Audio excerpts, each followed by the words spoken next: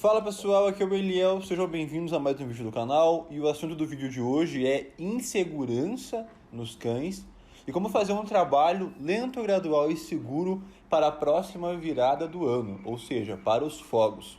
Então, roda a vinheta. Muita gente chegou no meu Instagram, que foi onde nasceu esse projeto aqui do Rotina Blindada. Se você não conhece, tem o link sempre na bio, entra lá e conhece um pouquinho do nosso trabalho. Tem todos os dias muitos stories e caixinhas de perguntas. E muita gente chegou perguntando sobre a virada do ano. Então, só que o pessoal chegou em dezembro, dia 15, dia 20, e querendo resolver a vida do cão. E todo ano é o mesmo show na internet, cancelem os fogos fazem mal, pobre dos cachorrinhos, um bando de responsáveis e irresponsáveis pelos cães que não fazem um trabalho adequado. Eu sei que existe a questão das pessoas doentes, dos autistas, e para essas pessoas eu acredito que sim, seria prudente um controle dos fogos. Agora, para pai de pet irresponsável, é complicado, né? Então, vamos se tornar pessoas responsáveis com nossos cães e fazer um trabalho bom de sensibilização. Primeira coisa, precisamos entender a diferença entre insegurança crônica e insegurança gerada pelo manejo. A insegurança crônica é algo que você só vai entender de verdade quando você vê isso em um cão. E eu já tive a oportunidade de ver em uma fêmea de Malinois, de pastor belga Malinois, que é filha de cães de trabalho e completamente insegura. Para você ter uma ideia, o dono dela, o condutor, me comentou que ele demorou quase um mês para conseguir encostar nela, porque ela se tremia toda e se urinava. E não tem cães que se urinam meio que de emoção, de submissão, mas ali era um medo mesmo. Ele me mostrou, ele foi abraçar ela assim, fez um carinho, como foi dar um abraço nela e saiu. Ela saiu se tremendo e foi sentar na porta. Ficou mais de meia hora se tremendo. É algo deles. Quem nasce com a insegurança é um cão que ele interage com o meio, ele interage com o mundo por meio da insegurança.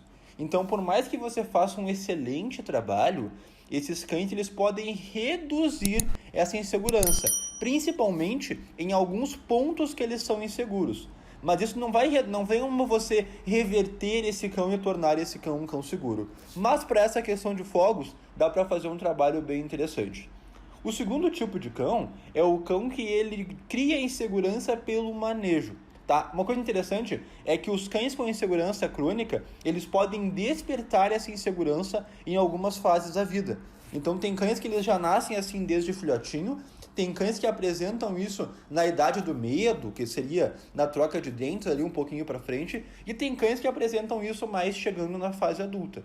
Na fase adulta nem tanto, mas ali na adolescência, que eles despertam essa insegurança crônica. Então por isso, cães de trabalho, eles são vendidos pelo mundo no mínimo com 2 anos, que é onde já passou as principais fases onde o cão poderia mudar a sua personalidade. Já o cão inseguro pelo manejo, ele reage ao mundo de uma maneira que ele aprendeu a reagir.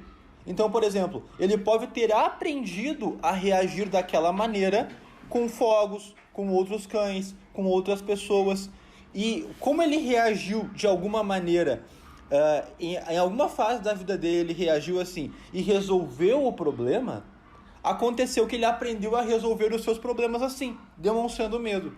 Então, por exemplo, ele demonstrou medo para outro cão, o cão aliviou para ele. Ele aprende a demonstrar medo. Ele demonstrou medo perto dos humanos, os humanos reforçaram isso com carinho. E ele, mais uma vez, foi recompensado. Então, ele aprende a interagir no mundo por medo. No início, de forma meio que automática, aleatória. Depois, ele só sabe interagir por meio do medo. Mas aí é gerada pelo manejo. É um pouquinho mais fácil de reverter. E esses cães, então, que eles são pelo manejo, eles criam um padrão. Eles aprendem a interagir com o mundo por meio do medo. Porque muitos deles são infantilizados pelos donos. Então os donos têm aquela bolinha fofa de pelos e eles infantilizam como meu bebê tem medo, meu bebê sofre e esse cão cada vez vai sofrendo mais. Porque o que ele está sentindo é que ele está sozinho no mundo. E isso é algo bem interessante. No primeiro módulo do nosso treinamento Rotina Blindada, tem um módulo sobre mentalidade canina. E a mente do cão ele é muito simples.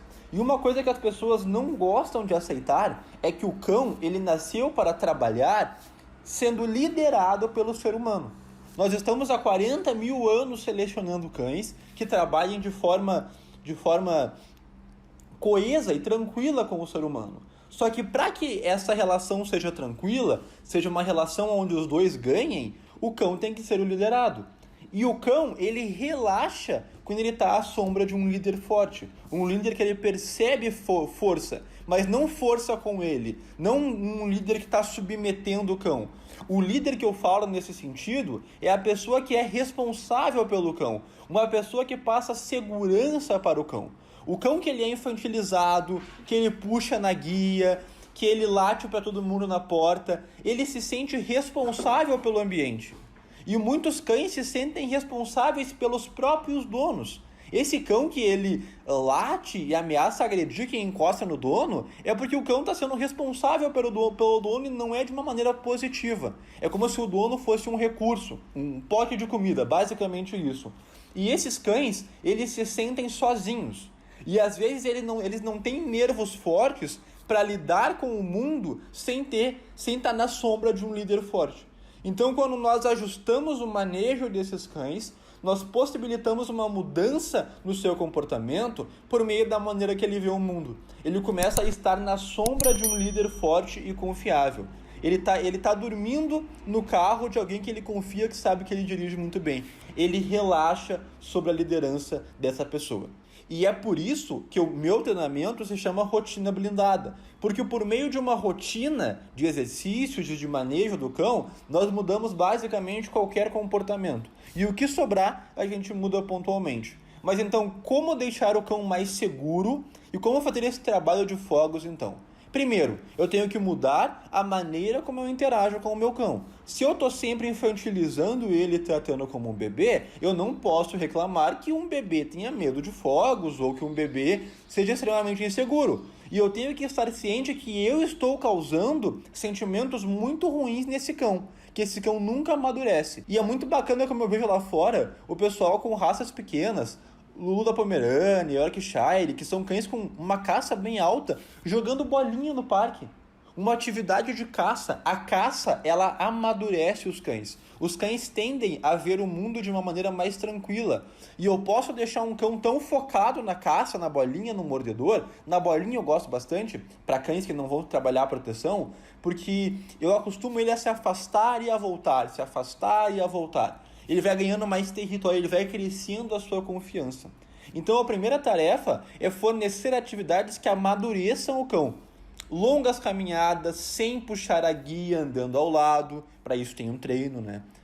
Atividades de caça, como a bolinha, então. Eu começo a bolinha em casa, no corredor de casa, logo eu vou para a garagem de casa, eu vou para a calçada, eu estou num parque. E com o passar do tempo, só o fato de eu mostrar a bolinha pro cão, eu já amadureço ele. Ele já cresce, tipo, é a minha bolinha, é o nosso momento de interação.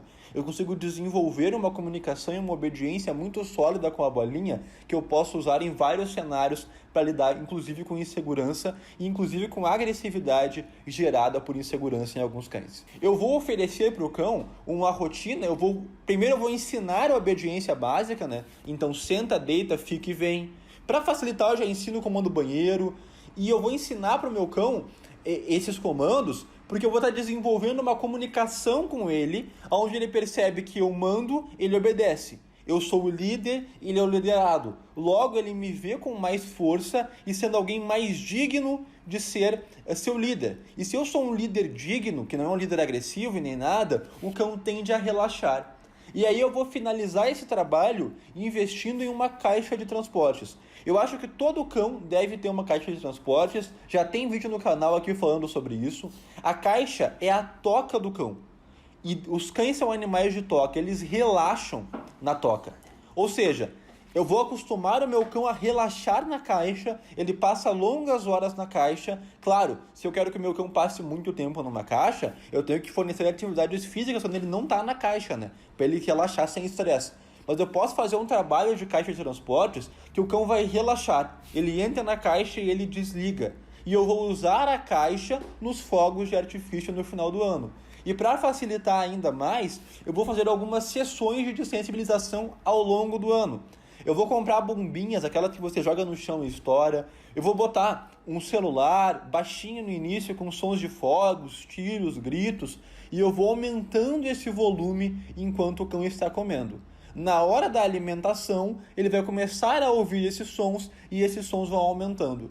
Depois que eu ver que ele está comendo e ignorando os sons, ele está comendo na sala, eu vou lá no quarto e vou jogar umas bombinhas. Depois no corredor, depois perto dele. Ao longo do ano, sem pressa, lento, gradual e seguro. 2, 3 bombinhas. Se eu começar em maio, lá em dezembro, eu tenho um cão que vai ter muita facilidade em lidar com os fogos. E mesmo que ele venha sentir, pô, estourou um fogo bem aqui em cima, ele vai estar na caixa dele. E no máximo ele vai olhar e ele vai começar a relaxar. E outra coisa, pare de recompensar o medo do seu cão. Isso é o que eu mais vi na virada do ano. Pessoal orgulhoso de, nossa, eu não vou viajar porque eu tenho que ficar fazendo carinho no meu cão nos fogos. Acho bacana você não viajar para ser responsável pelo seu cão naquele momento. Mas dar carinho é um reforçador do medo dele.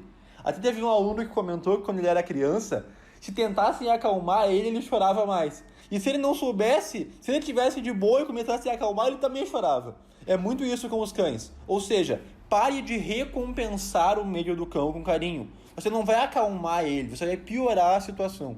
Você está reforçando que isso aí, tenha medo.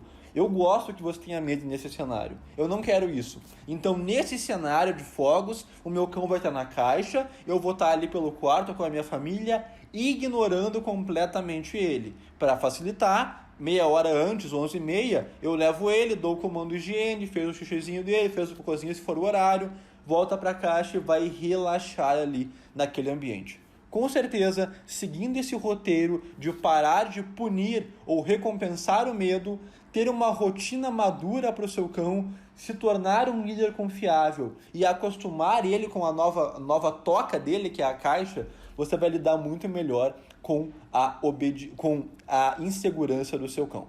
Perfeito? Então, um forte abraço para você, comenta o que você achou desse vídeo, dá um gostinho e se inscreva no canal. Um forte abraço e até o próximo vídeo.